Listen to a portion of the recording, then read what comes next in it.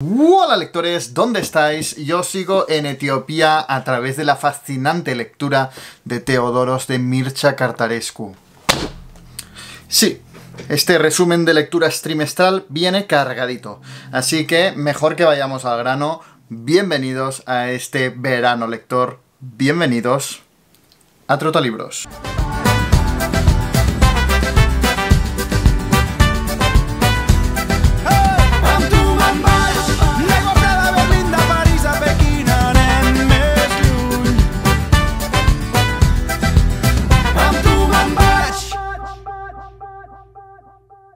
Os imagino súper sorprendidos de lo rápido que ha ido la intro, como de ya, en serio.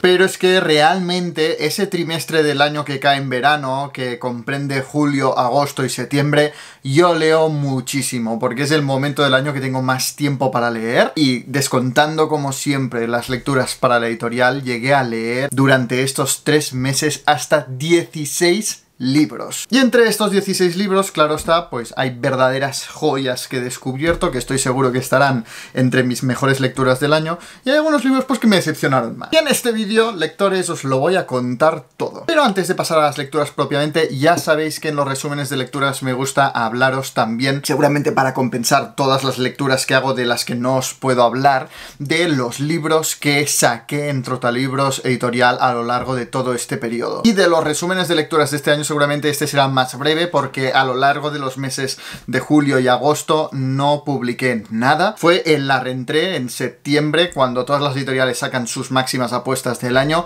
cuando yo saqué uno de los libros que para mí han sido más importantes de publicar de toda la trayectoria de Trotalibros editorial, la editorial de este canal. Y es que lo llevaba persiguiendo desde 2019. Lo descubrí gracias a la reseña de mi booktuber favorito, Better Than Food, y cuando lo empecé a leer dije, pero ¿qué es esta maravilla? ¿Cómo puede ser que haya estado oculta, enterrada en el olvido durante tanto tiempo? Pero bueno, no os voy a contar todas las miserias editoriales para contactar agentes, para... no hace falta. Lo importante es que 5 años después, la publicación de Caía una lluvia intensa de Don Carpenter, que también he publicado en catalán con el título No paraba de ploure, ya es una realidad, ya lo podéis encontrar en librerías. Don Carpenter fue un escritor maldito, para mí un Dostoyevsky americano, que explora la realidad más cruda, los bajos fondos, la soledad más absoluta, el crimen, el vicio, el juego, a través de un adolescente huérfano, Jack Levitt,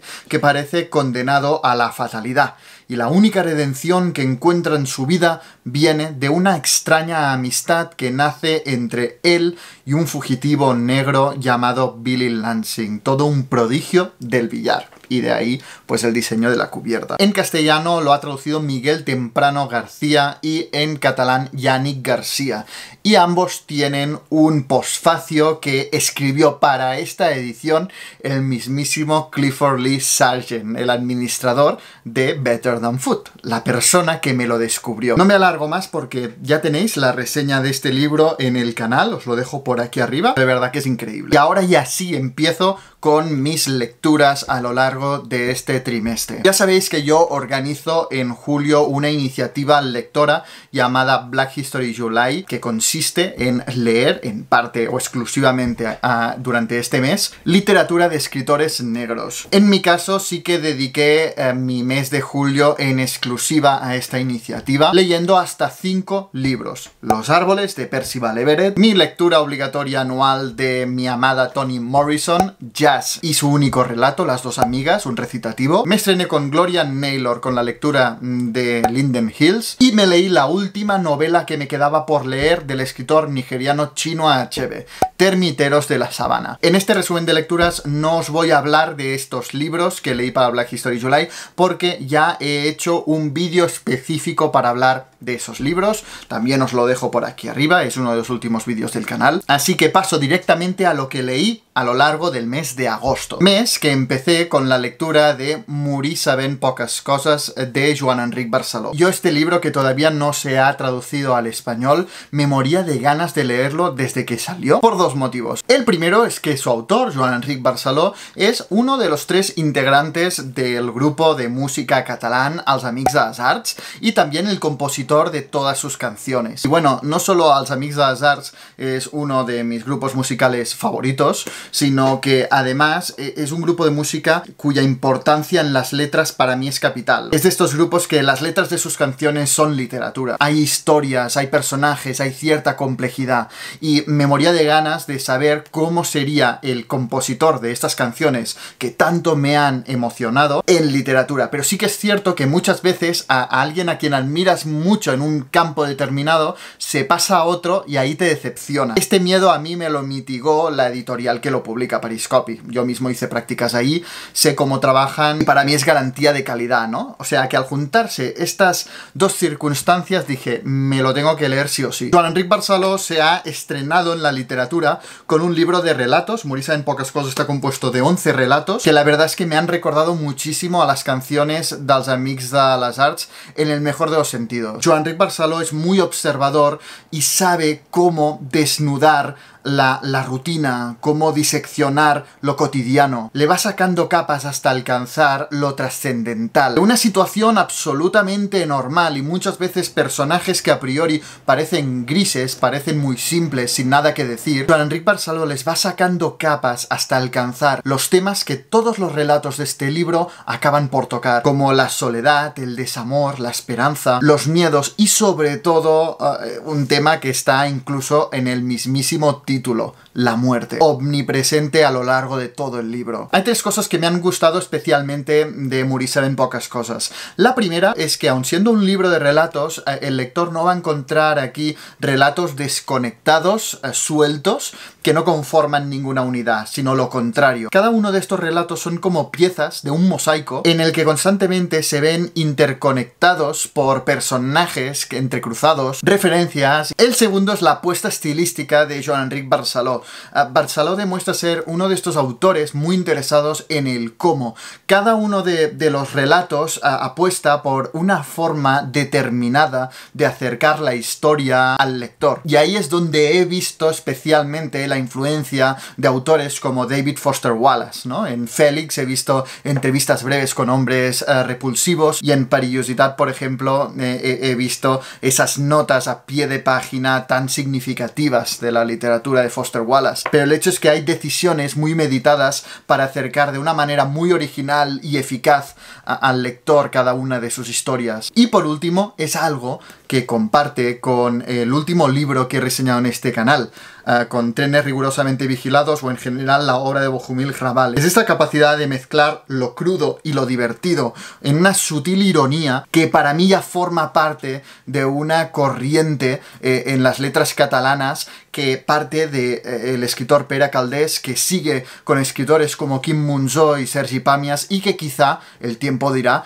Joan Enric Barceló puede ser el heredero de esta tradición. En su obra se ve unida con seguramente la inconsciente capacidad de dotar de un ritmo muy específico cada uno de los relatos. Una intuición que le debe venir pues de tantos años haciendo música. Estaré atento a ver si sigue escribiendo. Voy a ser breve con mi segunda lectura de agosto porque ya sabéis que a mí me cuesta muchísimo comentar poesía, pero el hecho es que después de viajar a Granada y visitar varios lugares muy importantes en la vida de Federico García Lorca, el autor de la trilogía rural, como la Huerta de San Vicente, sentí la necesidad de releer uno de sus poemarios más conocidos. De hecho, el poemario, el libro que le dio reconocimiento y que lo catapultó a la notoriedad, que no es otro que su Romancero Gitano. No es la primera vez que lo leo, pero me emocionó como si realmente no lo hubiese leído antes. Hay algunas voces que acusan a Rosalía de apropiación cultural, y ojo, que por apropiación cultural la que hizo García Lorca aquí de la cultura gitana. Es que leer su Romancero Gitano es realmente como adentrarse al universo de esa canción Hijo de la Luna de Mecano. Es un poco ese imaginario, ¿no? Con su simbolismo habitual, ¿no? Del agua, de la noche, de la luna, de la sangre. Va construyendo este imaginario gitano tan enigmático, tan folclórico, lleno de pasión, tragedia, muerte y traición. Mi poema favorito de este libro siempre será el Romancero Sonámbulo, el de Verde que te quiero verde. También juega muchísimo con las repeticiones, con los colores. Bueno, es el mundo simbólico de García Lorca, que para mí, aunque García Lorca encontró su voz definitiva y la culminación de su literatura en el teatro, lo cierto es que su poesía también me parece extraordinaria. Esta edición de bolsillo, por cierto, contiene una extensa introducción con una biografía del propio Lorca y al final también contiene el manuscrito de algunos de los poemas y algunas ilustraciones de Lorca, así como cartas de Salvador Dalí y Luis Buñuel sobre este poemario que realmente estuvo de moda, o sea, revolucionó el mundo bohemio de los poetas de Madrid y de España cuando salió. También voy a ser breve con mi siguiente lectura, y es que no es otra que El Rey Juan de William Shakespeare. Y voy a ser breve porque ya tenéis el Shakespeareando en el canal. También os lo voy a dejar por aquí arriba, donde profundizo al máximo en esta obra que me ha gustado muchísimo. Yo desde que empecé a leer a William Shakespeare sabía que conectaría más con sus tragedias que por sus comedias, porque soy un intenso de la vida. Pero para mí la sorpresa ha sido que los dramas históricos me gustaran tanto. Tardé en empezar a leerlos porque, a priori, pues las obras que William Shakespeare escribió sobre la historia de los reyes de Inglaterra no era lo que me llamaba más la atención. Mi error fue no adivinar que si William Shakespeare nos cuenta la historia de un rey de Inglaterra, no es porque su historia específica le llame atención, sino porque ve elementos en esa parte de la historia de Inglaterra y de ese rey con los que nos podemos identificar y que le pueden servir para abordar temas complejísimos del alma humana. Y con El Rey Juan, cronológicamente el primero de los dramas históricos que escribió, el del rey más antiguo, no es diferente. Y es que El Rey Juan, el de los tiempos de Robin Hood, el que firmó la Carta Magna, que todavía hoy forma parte de lo que se considera la Constitución de Reino Unido, fue uno de los reyes más impopulares de la historia de Inglaterra. Y a través de su historia, lo que hace William Shakespeare es reflexionar sobre uno de los temas que más le interesan: el poder. Cómo corrompe el poder, y algo que desgraciadamente está en el orden del día, como la manera con que los políticos solo se mueven por sus propios intereses. Aparte de todo esto, en El Rey Juan, William Shakespeare creó a uno de sus grandes personajes, seguramente el primero de ellos, que no es otro que el bastardo, precedente de algunos inolvidables como Hamlet y Falstaff, que crearía más adelante, y en palabras de Harold Bloom, el primer acercamiento de Shakespeare a su gran aportación a la literatura, lo que él llama la invención de lo humano. Mi siguiente lectura fue una de las que disfruté más a lo largo de este trimestre, seguramente se cuele entre mis mejores lecturas del año, y es que ya sabéis que estoy obsesionado con este escritor argentino que es Manuel Puig. Lo descubrí con El beso a Mujer Araña, seguí con Boquitas Pintadas y en agosto leí su primera novela, La traición de Rita Hayworth, publicada en el año 1968. Ya desde su primera obra, Manuel Puig fue escandaloso. La traición de Rita Hayworth, como la mayoría de obras de Manuel Puig, es de estos libros que por la trama no voy a conseguir que lo leáis, porque es que prácticamente no ocurre nada que yo os pueda destacar como sinopsis. La novela se desarrolla entre los años 1933 y 1948, y a lo largo de este tiempo va narrando la infancia y la adolescencia de José Canals, también conocido como Toto, un niño que crece en un pequeño y aburrido pueblo argentino, Coronel Vallejos, el típico pueblo en el que no ocurre nunca nada. Pero el tema es que desde niño ya todo el mundo nota que Toto es diferente. En vez de salir a jugar al fútbol con los niños de su edad, se va al cine a ver películas románticas que le llenan la cabeza de historias de pasión. Es muy sensible, no acaba de encajar. Bueno, desde el principio se intuye su homosexualidad y todos los problemas que esto le va a acarrear en un pueblo conservador como Coronel Vallejos. Pero en los libros de Manuel Puig, como he dicho con cada uno de los libros que he comentado suyos, lo importante no es el qué, sino el cómo. Y es que cada uno de los capítulos de La traición de Rita Hayworth es un experimento literario a la manera de Joyce. Realmente la historia de Toto contada de forma convencional, con un narrador omnisciente que cuente los hechos y ya está, reduciría esta novela a una del montón. Pero aquí vamos siguiendo la historia de Toto y de todos los personajes que lo rodean de forma muy indirecta y fragmentada a través de conversaciones telefónicas entre familiares de su madre, artículos periodísticos y sobre todo, lo que más se repite es el flujo de conciencia. Pero no tanto el flujo de conciencia de Toto, sino el flujo de conciencia de algunos de los personajes que lo rodean, ¿no? Como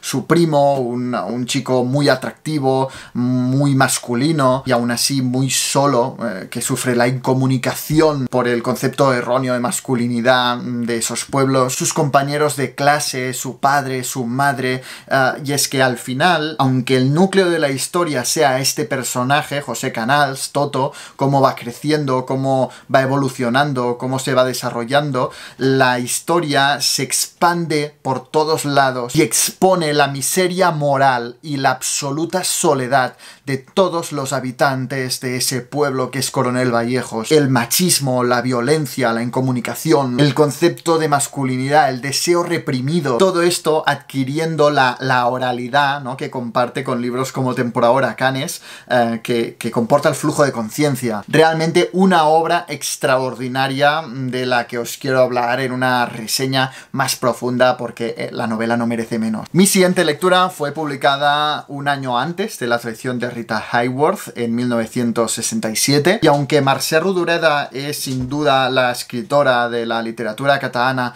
más famosa y más leída y no tiene realmente demasiadas novelas, Jardí vora el mar, o en castellano Jardín junto al mar, es sin duda de toda su obra la que más ha pasado desapercibida. Ha sido muchas veces considerada como una de sus obras menores y no obstante ella le dedicó hasta 6 años a su escritura. Es curioso porque yo cada vez que leo a Mercè Rodoreda, cada uno de sus libros, aunque comparten una serie de elementos, me parece muy diferente, muy polifacética. En cada una de sus novelas, Mercè Rodoreda me recuerda a un escritor o a una escritora específica. En el caso de Jardí vora el mar, sin duda me recordó a Francis Scott Fitzgerald. Jardí vora el mar es como si el autor del Gran Gatsby se hubiese propuesto escribir una historia sobre cómo pasaba los veranos en la costa, en la playa, en sus grandes mansiones de temporada, la burguesía catalana. Una de las cosas que más me ha gustado de esta novela es la elección del narrador. Y es que toda esta historia nos es narrada desde la perspectiva de un jardinero solitario, un viudo cuya pasión consiste en cuidar de las flores, trabajarlas, plantarlas, observarlas, ver cómo florecen, cómo cambian, cómo crecen. Y es el encargado de cuidar el jardín de una hermosa casa en la costa, junto al mar. Sus amos son una pareja de ricos barceloneses que cada año vienen a pasar el verano en esa casa, desembarcan en los primeros días de junio con una tropa de amigos, de artistas, de gente diferente y a mediados finales de septiembre regresan a Barcelona, ¿no?, dejando la casa a lo largo de todo el invierno pues completamente sola a cargo del narrador de esta historia y de otros trabajadores. Así pues, la perspectiva privilegiada de este jardinero nos lleva a reencontrarnos verano a verano con los mismos personajes y alternando los veranos frenéticos, lleno de actividades, de gente diferente, de fiestas, encuentros y desencuentros con la paz y la calma del resto del año, vamos conociendo más y más a estos personajes. Me enamora la gran sensibilidad con la que Mercè Rodoreda en este libro retrata el paso del tiempo, las relaciones que se tejen entre sus personajes y cómo de a ciegas se busca la felicidad, ¿no? O sea, realmente el jardinero que vive en una pequeña casa sin prácticamente nada parece más dichoso que algunos de los personajes que parecen tenerlo todo, pero en realidad son desdichados. Y como siempre con Mercè Rodoreda, lo que más me impresiona de ella es su capacidad de, con las palabras justas y las palabras más sencillas, retratar realidades tan complejas y personajes tan y tan interesantes de la forma más sutil. Seguramente Jardín junto al mar no me gusta gusta tanto como La Plaza del Diamante o Espejo Roto, pero realmente es un libro impresionante, perfecto para leer en verano, porque como no, y siendo Mercè Rodoreda tiene que ser así, tiene un gran ojo para captar el paisaje. En este caso las flores son imprescindibles todavía más que otras obras de Mercè Rodoreda. Es impresionante el retrato típicamente fitzgeraldiano de ricos llorando, pero además desde la perspectiva de un trabajador humilde, ¿no? Y cómo ve todo este circo desde fuera. Mi siguiente lectura fue una recomendación de Pamela, mi librera, y no es otra que Los ojos cerrados de Edurne Portela. La protagonista de esta historia es Ariadna, una traductora que se da una nueva oportunidad con su pareja y juntos se marchan de la ciudad y se instalan en un pequeño pueblo indeterminado, de hecho se llama Pueblo Chico, y solo llegar un anciano del pueblo de toda la vida llamado Pedro parece reconocer algo en ella, la mira fijamente y le dice cosas extrañas que nadie entiende. Este es el punto de partida de esta historia, que a medida que avanza y a través de frecuentes analepsis vamos descubriendo qué ocurrió en ese mismo pueblo, en el Pueblo Chico, durante la guerra civil, que esconden todos los silencios que se han impuesto con el tiempo, pero también qué ha llevado realmente a Ariadna a elegir ese pueblo para instalarse. Realmente no os puedo decir nada específico, nada objetivo que le haya fallado a este libro. Es un libro bien escrito sobre la memoria histórica, especialmente en relación con los crímenes perpetrados durante la guerra civil y cómo esas heridas siguen abiertas a día de hoy. Los diálogos, las descripciones, el ritmo, todo parece estar bien medido. Ya os digo, no hay nada objetivo que os pueda decir que me haya fallado de este libro. Y aún así, me ha dejado frío, pero frío. No lo he disfrutado, o sea, al final lo terminé ya, al final para terminarlo, pero no, es un libro que me ha aburrido soberanamente. Y seguramente, y dándole vueltas después, creo que es porque no hay nada original en este libro. Es como que se me hizo muy previsible. Yo creo que todos los lectores tenemos como algunos esquemas que se repiten en la literatura y cuando empiezo a leer un libro yo hago como un autocompletado, ¿no? Y luego me encanta que un libro me lleve por derroteros que no me había imaginado o vaya por ahí pero de una forma muy original en el cómo, ¿no? Pero en este caso el autocompletado se cumplió sin ninguna sorpresa. Tampoco encontré ningún personaje destacable, interesante, complejo. Eran como muy estereotipados. Tampoco, ya os digo, ni en el estilo. Tampoco encontré ninguna originalidad en la estructura narrativa. Esa combinación que va alternando el momento actual con escenas del pasado durante la guerra civil. Tampoco hay ahí ninguna técnica narrativa que le inyecte algo original a la trama. Y ni siquiera temáticamente, o sea, la historia de mujer que va a un pueblo de, digamos, un amor de Sara Mesa y el tema de la memoria histórica, no sé, es que está muy mascado. Si no me aportas algo original a una trama tan mascada en literatura y en novelas, en Almudena Grandes, etcétera, etcétera, el resultado es lo que para mí ha sido la lectura de Los ojos cerrados de Edurne Portela, que ya os digo, me moría ganas de que me gustara, porque además es que Pamela me ha descubierto libros increíbles, pero ahí le tuve que decir, Pamela, esta vez no me ha dicho nada este libro. O sea, es que tampoco puedo decir que sea un mal libro, terrible.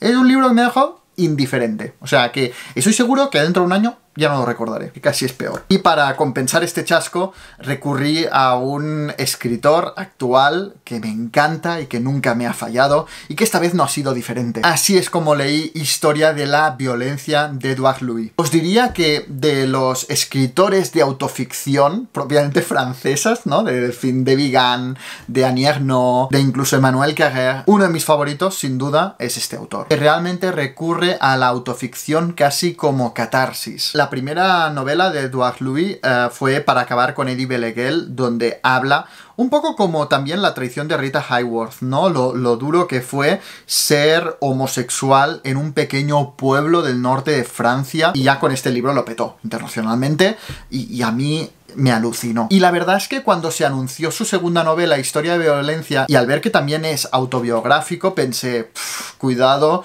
que va a alargar el chicle y quizá de su vida no tiene tanto que contar como para una segunda novela. Y la verdad es que empecé a leer este libro un poco temeroso, pero me sorprendió muchísimo y para bien. El núcleo, el hecho central de historia de la violencia se da la Nochebuena de 2012, cuando Edouard Louis conoce a un desconocido en París cuando vuelve de una cena con unos amigos, invita al desconocido a subir a su casa y ahí ese desconocido lo violó, casi lo asesinó, estrangulándolo, y le robó. En estos hechos está el génesis de esta novela, unos hechos que realmente podrían ser narrados en 5 páginas. Es en lo que ocurrió esa noche en ese apartamento, cómo llegaron allí, cómo sucedió todo y sobre todo el trauma y las reacciones del entorno familiar y social de Edouard Louis a esta violación, lo que llena este libro. Una cosa que me encanta de Edouard Louis en general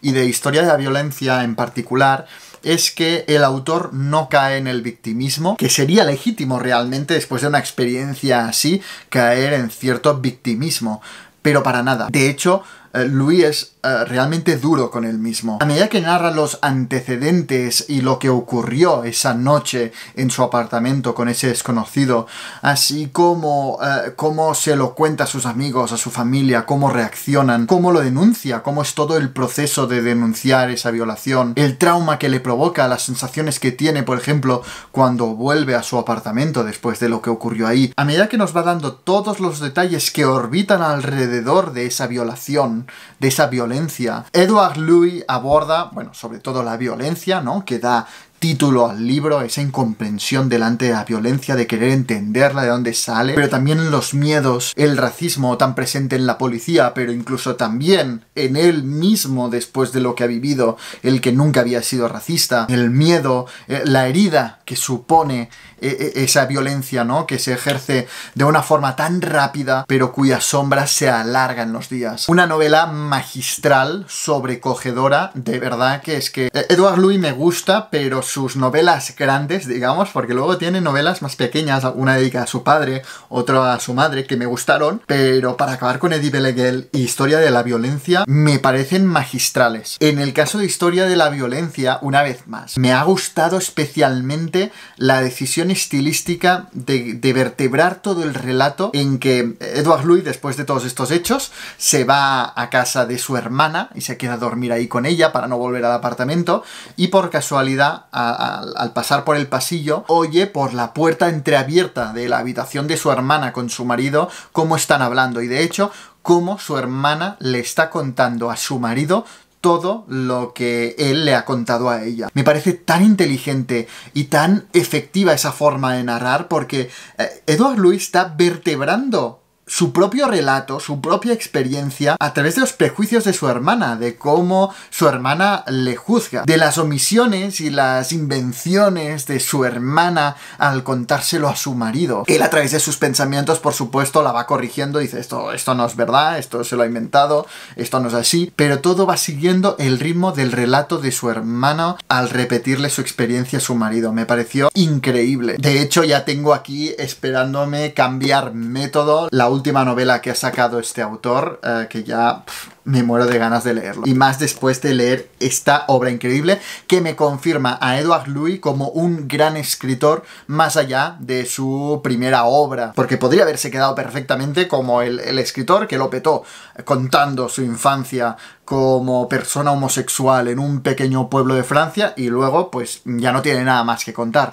No, Edouard Louis tiene mucho que contarnos y tengo muchísima fe en este escritor. Esto es todo lo que leí a lo largo del mes de agosto, y ahora empezamos con lo que leí a lo largo del mes de septiembre, que prácticamente todo estuvo dedicado a uno de los grandes tochos que he leído este año. Una lectura obligatoria por mi parte de cada verano. No puede pasar verano sin leer a William Faulkner. Y esta vez le ha llegado el turno a el libro más extenso que he leído de este escritor norteamericano que a mí me fascina, que no es otro que sus cuentos. La recopilación de relatos que publicó en el año 1950. William Faulkner publicó esta selección de sus relatos, selección que hizo él mismo 2 meses antes de que le dieran el Premio Nobel de Literatura. Y bueno, esta selección de 42 relatos se ha vuelto más popular y más leída que cualquiera de sus libros de relatos específicos. Me parece una absoluta proeza que desde Edicions de 1984 sigan publicando la obra completa de William Faulkner y lo hagan además con sus cuentos, con este volumen que roza las 1000 páginas, creo que tiene unas 980 páginas, y que además se dedica a publicar una cosa tan impopular en nuestra cultura como son los relatos. Y esto lo extiendo también al libro de Joan Enric Barceló. Todavía existe ese prejuicio de que los relatos, los cuentos, son para niños pequeños, ¿no?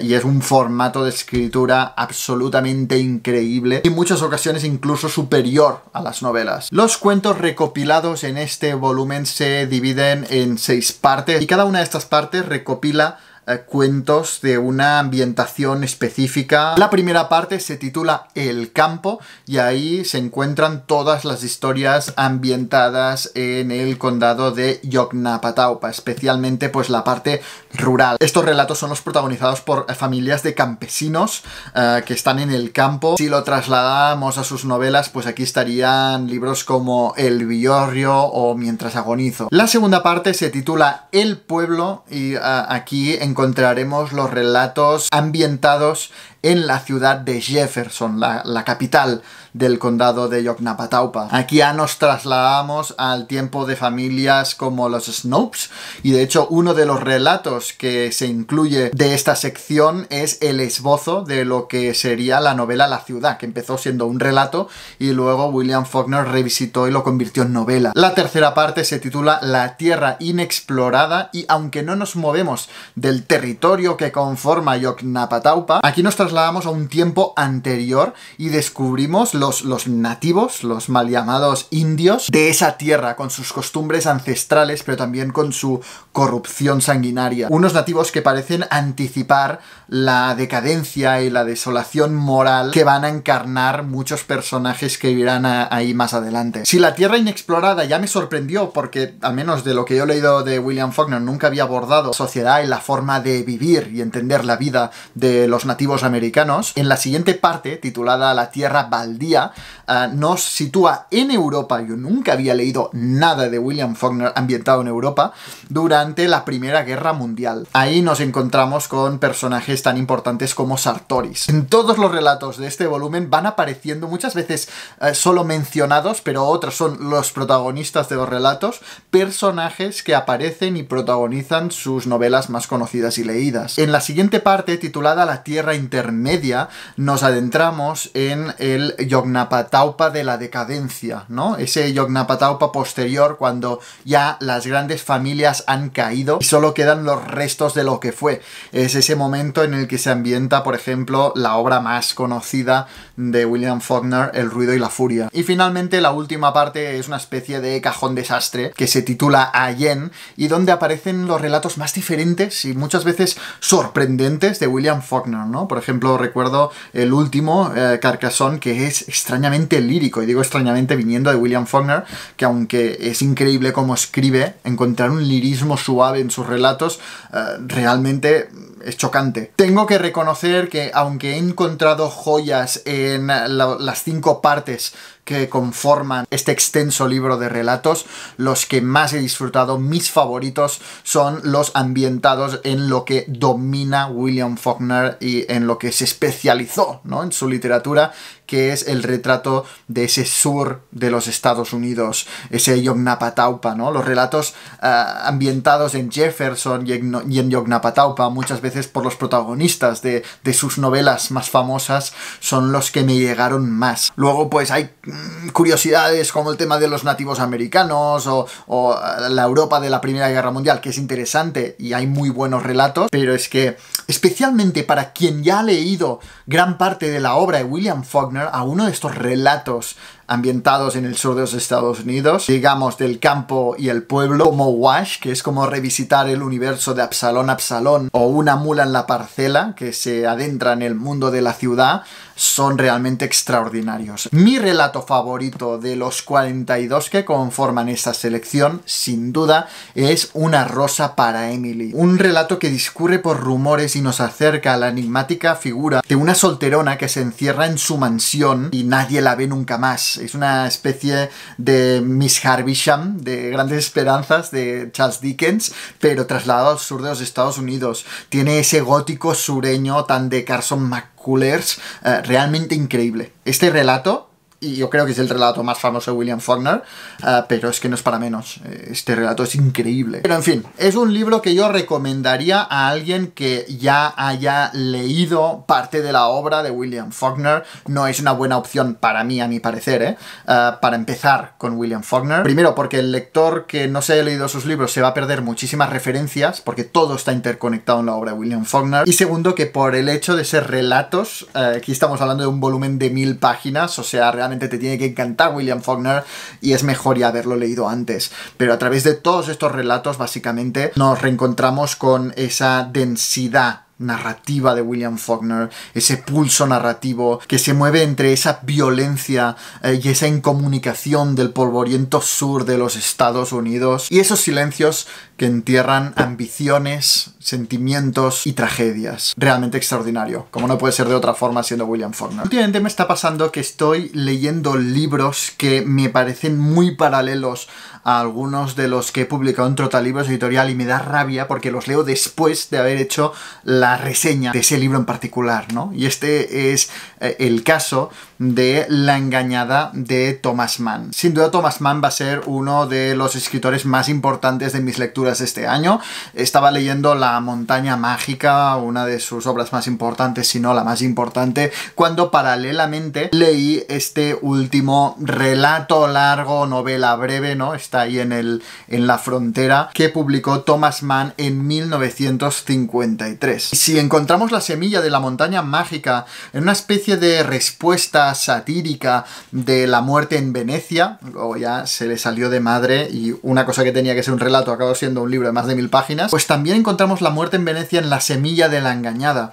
Y es que en La engañada lo que hizo Thomas Mann es una especie de muerte en Venecia en clave femenina. La protagonista de esta historia es Rosalie Van Tumbler, una viuda con 2 hijos, que a diferencia de su hija tiene una fe inquebrantable en la naturaleza.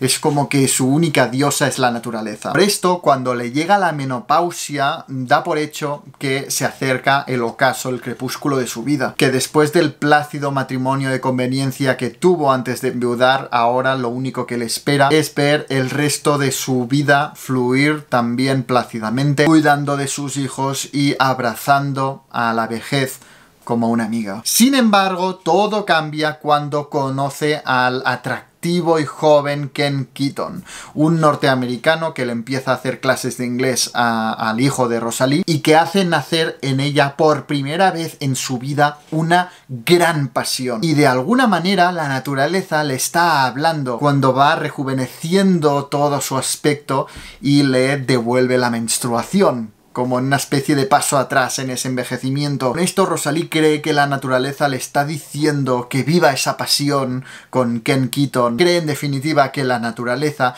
la está empujando hacia este sentimiento que no había sentido hasta ahora en una vida pues bastante aburrida, sin altibajos. Y la novela a la que me ha recordado tanto este relato de Thomas Mann es, como no, Amor, de Elizabeth von Arnim, que 30 años antes de La engañada, en 1925, publicó Elizabeth von Arnim. Deje una historia muy paralela a la de Rosalie, una viuda que había vivido un matrimonio de conveniencia muy apagado, muy tranquilo, y cuando ya sus únicas perspectivas consistían en cuidar de sus hijos y envejecer, vive una pasión por un hombre mucho más joven que ella. A partir de ahí, ambas historias, tanto Amor como La engañada, abren grandes temas como los prejuicios de la sociedad cuando la persona mayor en una pareja es la mujer, ¿no? Porque en aquellos tiempos que el hombre tuviese 80 años y la mujer 15 no era problema, pero si era al revés era absolutamente indecente. ¿Cómo se te ocurre? Así como grandes reflexiones en el caso de La engañada a través de las conversaciones de Rosalie con su hija sobre la naturaleza, el arte, la vejez y los sentimientos como el amor. Realmente un libro precioso, o sea,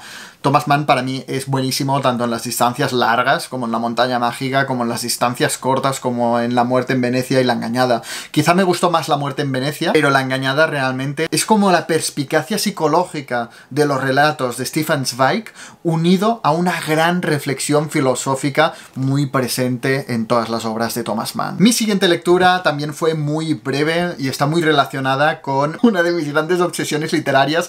Hay un vídeo en el canal que os encanta, que es mi obsesión por la relación entre Emilia Pardo Bazán y Benito Pérez Galdós, y hace mucho tiempo que tengo pendiente en mi cabeza de hacer otro vídeo como ese, pero centrado en la relación entre Francis Scott Fitzgerald y Zelda Fitzgerald. Una relación realmente borrascosa, muy compleja, una relación que creo que no se tiene que reducir a su toxicidad, que por supuesto estaba ahí, era una relación muy tóxica, pero también muy compleja, ¿no? Es algo que incluso me gusta, ¿no? Encontrar en los libros de Francis Scott Fitzgerald, en Hermosos y Malditos, por ejemplo, que retrata perfectamente la relación de dependencia, pero también profundamente tóxica, que lo unía a Zelda Fitzgerald. Pues bien, fue esa obsesión la que me llevó a leer La muerte de la mariposa, Zelda y Francis Scott Fitzgerald, de Pietro Citati. Y os digo una cosa, yo ahora necesito leer todo lo que ha escrito Pietro Citati. Este escritor italiano se ha especializado en escribir